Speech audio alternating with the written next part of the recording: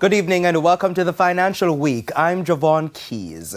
Stationery and Office Supplies Limited says its multi-million-dollar warehouse expansion plan is to be completed by the end of the year. The company's CEO says the project is set to boost inventory capacity, allowing it to take on more regional markets.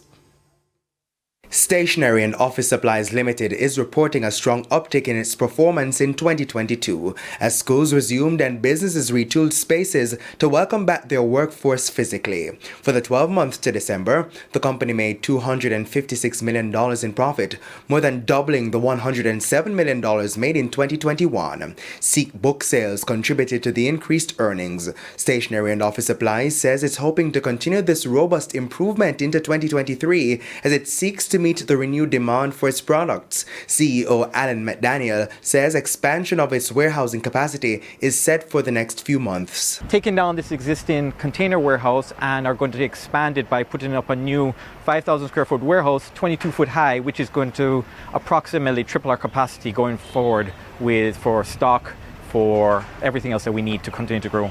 Looking at approximately between $45 and $50 million. And the timeline is going to be in 3 phases. So the first warehouse will go up, covering here, which will be about 5,000 square feet. We are going to have access to be able to house another container on the property around to our property on Collins Green. We are also doing an expansion on this existing warehouse, which will go back another 10 feet or so, and we're also doing a small expansion on the Seeks storage area. So where the first phase is due to be finished within the next 3 months, by the end of the year, all 3 phases will be completed.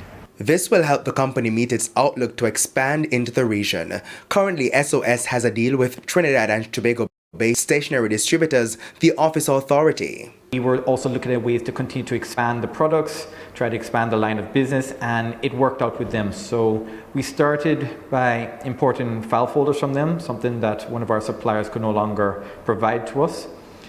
We got good products from them, and in return, it was a mutual beneficial exchange. So they would buy office furniture from us that they were not doing presently and use that as their way of getting into the market in Trinidad. And so a good footprint for them is a good footprint for us. So we will now be able to use this as a stepping stone going forward to see the demand for the products, see how we can grow it, and see how attempt various factors or different ways of getting products into the market over there and seeing how Trinidad accepts them.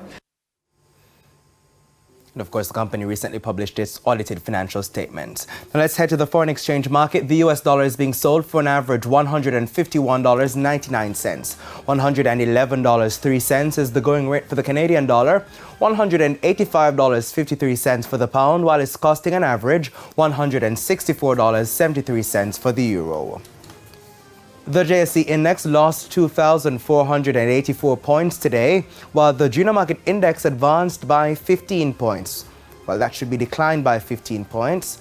Among the winners were Margaritaville Turks US dollar shares, Jamaican Teas, Everything Fresh, Carbon Assurance Brokers, and Dolphin Cove. The decliners included AMG Packaging and Paper Company, Proven Group US dollar shares, Jamaica Public Service Company JPS 7% shares, Key Insurance Company, and Mailpack Group. And that's the Financial Week. I'm Javon Keys. Good evening.